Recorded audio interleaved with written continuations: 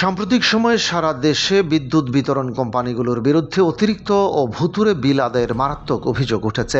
অনেক গ্রাহকের দাবি অনুযায়ী জুন মাসের তুলনায় জুলাই মাসে তাদের 4 গুণ পর্যন্ত বেশি বিদ্যুৎ বিল মেটাতে হয়েছে। জুন মাসের শুরুতে ভোক্তা পর্যায়ে বিদ্যুতের গড় দাম প্রায় 17% বাড়ার পর থেকেই অতিরিক্ত বিলের এই উপদ্রব শুরু হয়। ডিপিডিসির বিভিন্ন আঞ্চলিক কার্যালয়ে গিয়ে ভুতুড়ে বিল ও ব্যালেন্স না দেখানোর মতো নানাবিধ সমস্যা নিয়ে গ্রাহকদের ভিড় করতে দেখা গেছে।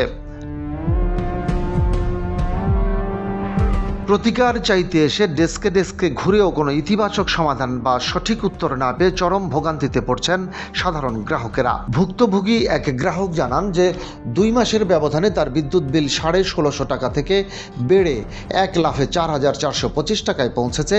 অন্য এক গ্রাহকের ক্ষেত্রে মাত্র 500 টাকার মাসিক বিদ্যুৎ বিল হঠাৎ করে 1 লাফে 2200 টাকায় গিয়ে ঠেকেছে।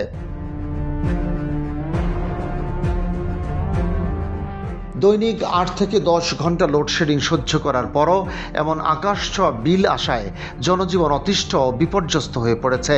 বিশেষজ্ঞরা আশঙ্কা করছেন যে বিতরণকারী কোম্পানিগুলোর নিজেদের সিস্টেম লস লুকাতে গ্রাহকদের ঘাড়ে এই অন্যায্য অতিরিক্ত বিল চাপাচ্ছে। সিপিডির গবেষণা পরিচালক খন্দকার গোলাম মোয়াজ্জেম বিইআরসিকে স্ব-উদ্যোগে বিভিন্ন পয়েন্টে নমুনা অডিট বা তদন্ত পরিচালনা করার তাগিদ দেন। বিদ্যুৎ খাতের এমন অনিয়ম, দুর্নীতি ও স্বেচ্ছাচারিতা রোধে একজন নিরপেক্ষ ন্যায়পাল নিয়োগের জোর পরামর্শ দিচ্ছেন খাতের পর্যবেক্ষকরা। নিয়ন্ত্রক সংস্থা হিসেবে বিইআরসির দ্রুত কঠোর পদক্ষেপ না নিলে বিদ্যুৎ গ্রাহকদের অসন্তোষ ও ভোগান্তি আরও চরম আকার ধারণ করতে পারে।